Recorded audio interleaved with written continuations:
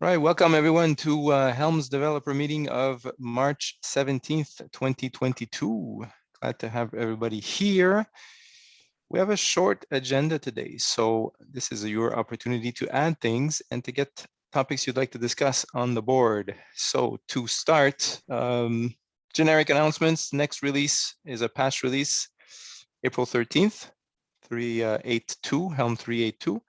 And the next minor release is Helm 3.9 in May, 11th of May. Does anybody else have other announcements they'd like to make before we jump into discussions? All right, so first points for discussion. Philip, I'm not sure how do you pronounce it. Philip. Would like to talk about the proposal for a HIP around export values. So let's paste the link here on the chat to make it easier for people. And Philip, go ahead and mention. Yeah, so basically this is a HIP colleague of mine opened like about a month ago. And besides some thumbs up, we haven't received any feedback here yet. So I don't know, it's more like a meta discussion probably, how to like get attention to HIPs, or maybe it's just joining the community meeting is the right way to go here. I think your strategy is good to come to the meetings. Okay. Today, we have 2 maintainers or 3 maintainers, which I'm not sure have the expertise about this. I don't know, Scott, maybe, I don't know.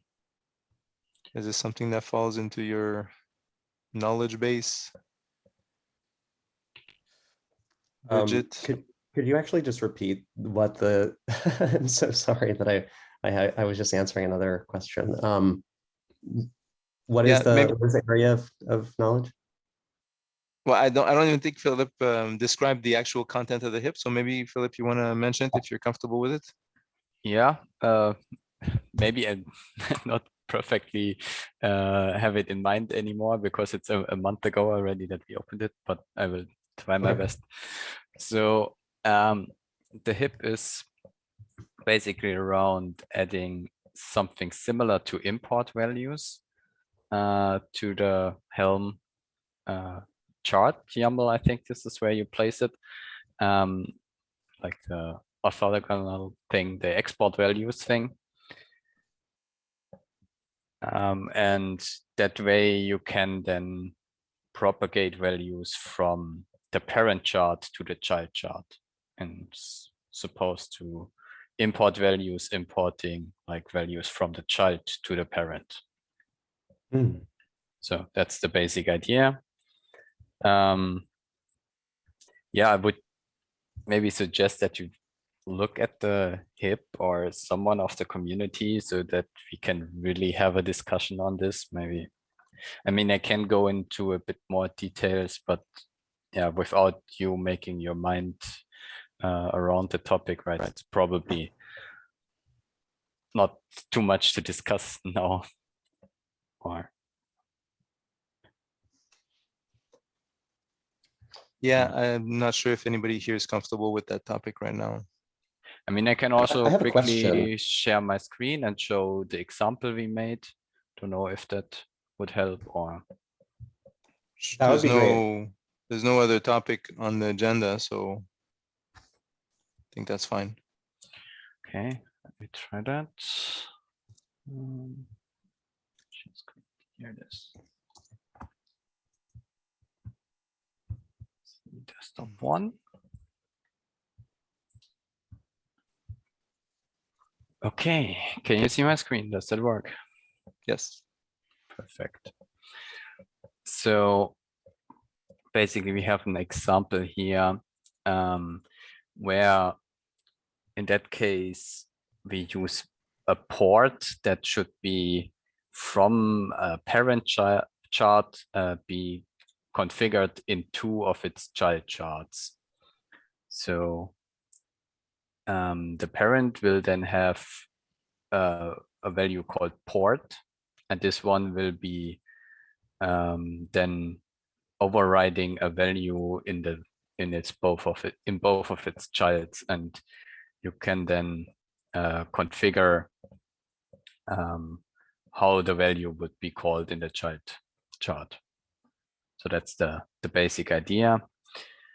That way, for example, you have in the port case, or usernames or passwords can be exchanged if you want to install maybe a database server and a client application within one parent chart, right? Then you can do this, and without the charts, so the child charts having to know how they will be used, right?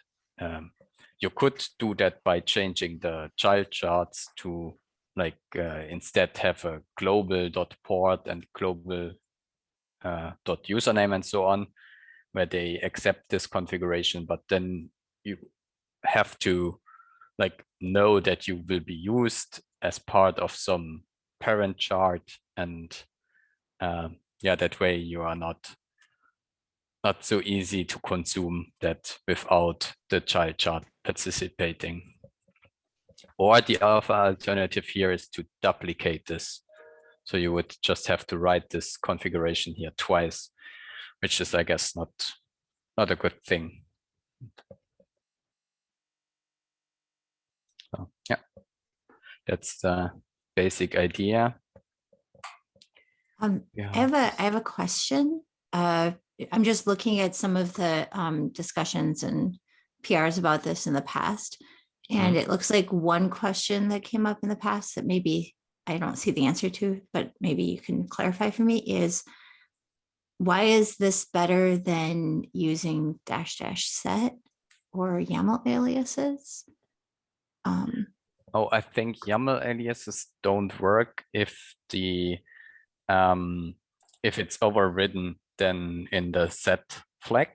So when the values are read into memory by Helm, right, then this is the time where the YAML aliases are kind of resolved. And if you then via the command line override this value, it will be no longer in sync. With the set, I don't know what exactly the idea is there, but you would have to duplicate, like you would have to specify set twice, right? One for the one child and another set flag for the other child. And that just exposes that to the user of the parent chart then.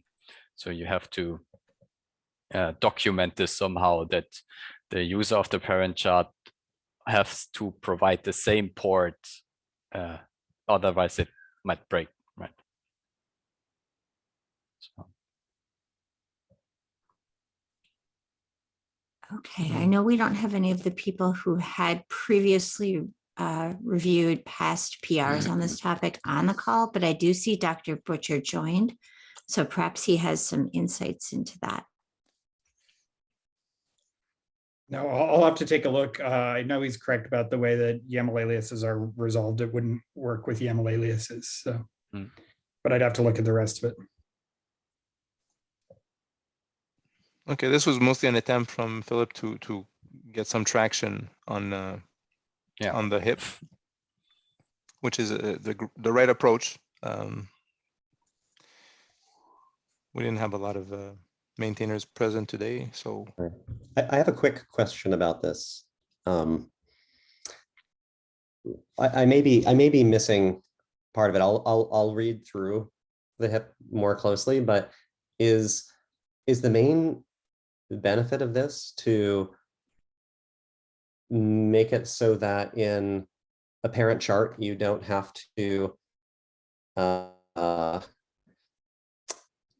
to restate the same value more than once within the child YAML structure? This is one of the things, but it also allows the parent to still expose it as a value. So if you duplicate it, then also the user of the parent chart would, if the user wants to override those values, would have to duplicate it, right? So Right, yeah. I think that's my biggest question. And I think ultimately, one thing that the only, and I'll make a comment on this, but the only thing I would want to be a little bit careful of is the principle of least surprise for users. One of the nice things about the YAML structure that we have now is that we can tell people exactly what to look for. If they're wondering where their values are stored or what was declared, it's within the chart anyway. It's pretty easy to do that. I'm not saying this is necessarily like, whoa, such a crazy concept that no one can understand it, but I am kind of, it's just something that gives me a little, like a second of pause, at least. Do you know what I mean? Like just additional layers of indirection for where values can come from. But yeah, especially because, I mean, I'm thinking about what problem does it ultimately solve? I think I would just like to know more about, I mean, as a user of charts from the past myself, like we've leveraged big umbrella charts for lots of small charts and so on. And, I'm trying to think of a scenario where this would be really, really valuable. Like, for example, what if you had a parent chart with, I don't know, even a dozen dependencies and they all shared the same port or something like this. So then you have a parent, child, YAML, port, and then you have that listed a dozen times. I mean, keeping things dry is one thing. I guess I'm just curious about what is the level of problem that this solves? That's my question. Can I say something this, David? The way I understand the problem is we could build parent charts without having to change the child chart. So the child chart keeps its integrity. Let's say, for example, the child chart is signed, right? And is something that is in a well-known OCI repository, right? And I still pull it in to my parent chart, but I don't have to make any changes because I'm mapping the values of the parent to the values of the child. If I was the owner of both the child and the parent, it's not a problem, right? Because I can make the changes like he mentioned I can make global properties that apply to both, right? And then that's also a problem. But if I'm just an aggregator of all the charts, let's say a P-SQL chart, right, that I'm using in my application, I like to be able to specify the port, right, that the server needs to configure, the user needs to configure to connect as the same port that I want to set up for the server, in this case, the P-SQL chart, right? That's a child, that's a dependency. So I find it useful in general because it'll be something that I don't have to contact the owner of the child chart and say, hey, will you please change this to be able to match the naming, and then be able to do some mapping at the parent level. But say this maps to this maps to this, and I only expose to the user of the parent child one value that they need to change, and that automatically, so that would be the advantage. Yeah. Can't you already do that? I think maybe I'm trying to map the gap here. Like with nested YAML, can you not already do that with charts you don't own?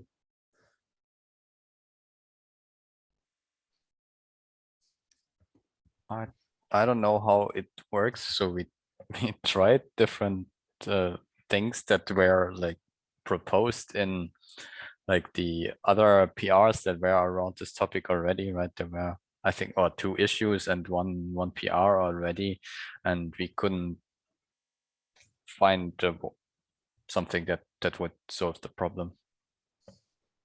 Got it. But do you mind pasting those? And I'll take a quick look at them too. Just they are part of in the abstract this of the HIP. We have it. In the sorry, last sentence. I hadn't read the full HIP. Thank you. Yeah, no problem. Yeah, but as I said, it's already some time ago. I don't know what exactly was proposed there in those But yeah, we wouldn't have opened it if one of those worked. Maybe it's just we couldn't figure out, couldn't completely understand it. That I don't want to dismiss this completely. Maybe Mhm. it's just not. Okay. Well, thank you, Philip, for bringing that up. Hopefully, I like that Bridget put a comment in the HIP to kind of get a new email sent out, so other maintainers might also join in, I hope. Maybe Scott will have time to look at it, and Dr. Butcher the same.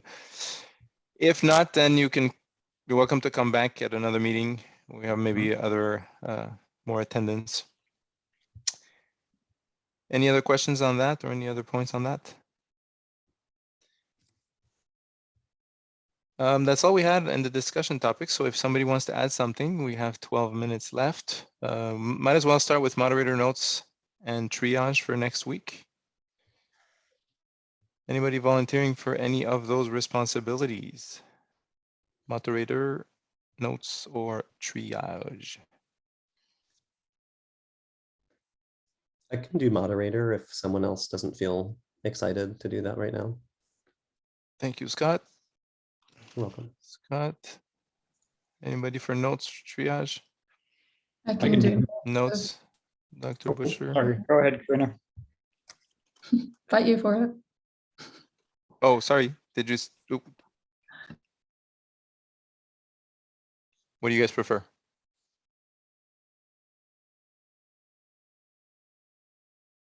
Somebody can do triage? All right, Karina can do notes if she wants.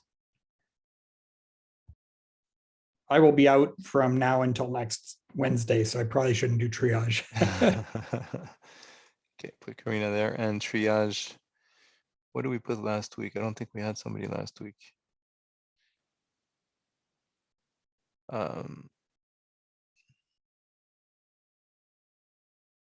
Yeah, okay, so well, if somebody can step in, feel free. All right, blog post, Scott, yay, we have another topic. Thanks, Mark. I just wanted to make sure that you saw that before we were just like, peace. Yes, so the reason I didn't, what I was looking at earlier, someone asked me a question, but I was looking for like this current version of this blog post that I'm just gonna have to find, but we have a HackMD document that Farina also took a peek at, that I wrote most of. It's on how to use Helm declaratively. And I'm curious, basically, this is really just a call for, hey, if this is a topic that anyone's interested in, I'd love if you would take a peek at this blog post. I would paste the link right now, but I fear that what I'm going to paste is a slightly outdated HackMD version. So I'm going to find it for real. I can put it in the notes as well. But basically, just if anyone wants to ping me or just express interest now, let me know, and I'll make sure that you get that as soon as I find the most updated version. And by the way, that was the idea of that, was it was going to be, I think, published like last week, like a week after the OCI blog post. But a lot of things happened, including me being sick for a week and other things like that. So I know, but I'm getting better, or I'm better now. So yep, just let me know. Well, what's the topic, Scott? I didn't hear. What's the topic of the blog? It's on declarative, or how to use Helm declaratively. Like how to manage Helm releases declaratively. And in fact, here is I'll just send a little link, which may not be the most updated version. I'll find and make sure. I thought we had folded this quote by Brendan Burns in a little bit differently at some place somewhere in the newer version, but I could be wrong. So I'll just double check and I'll update that if that's wrong. But this is still mostly the gist.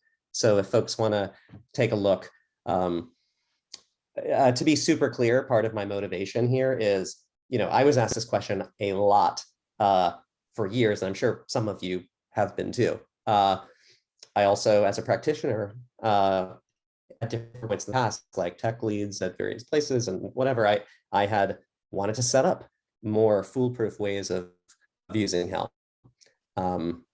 And as some of you know, I'm very involved in GitOps as well. So part of the thinking there is, I know this is a call about Helm, so I'm focusing on this, but the thinking there is that how can we make our processes more resilient? So we're really just, like for example, with Kubernetes primitives, they're declarative, but the quote by Brendan is that like how we get that to the kube API, if we are still using kubectl apply or Helm install, we're still using imperative commands to send these declarations, out there to the API. So the idea is how can we have our processes say, hey, this is what I want my end state to be, and you just reconcile it and do what you need to do, and tell me when there's a divergence or when something goes wrong. But I don't, and it basically like sidesteps the need for unattended operations, to script a lot of if statements and catches and things like that around the use of the Helm CLI. So that's the goal of it. And I linked the Flux Helm controller because that's one I'm most familiar with, but also several others that I'm familiar with as well. And if someone notes that there's a tool out there that should be listed, we're focusing on those that are in CNCF, but we also will be listing additional tools that are outside of CNCF. So yeah. So you're basically moving from an API to a very thin API, and then all the options are in the declaration of what you want to do. Yeah, exactly. Like this is my chart, and then I don't have to pass all these commands to a CLI. The chart itself is telling me what to do. Right. These are my repos. This is all the credentials for my. It gets more valuable too when you've got, as many of you probably do too, a lot of different charts from different sources, whether they're repos or now from OCI registries. Right. And you don't want to necessarily have to have a ton of scripting that can break at many steps of the way. So that's part of the idea. Helm file is what we had looked at potentially bringing into the Helm project years ago. And there was just I think some stagnation there from the primary maintainer some years ago about doing so. Maybe it's for the best that we didn't, because but that is just one of the tools that was like one of the oldest tools that tried to do this. And then there's other tools listed. So love any feedback or any other tools we might be missing. Perfect. Thank you, Scott. Sounds interesting. I've already pinned the link and I'm going to have a look at it later. Any other points in discussion today? If not, thank you for your time. Thank you for joining, and we will see you hopefully next week. Everybody, take care. Have a nice week. Bye-bye. Bye. Bye-bye. Thanks. Bye, everyone.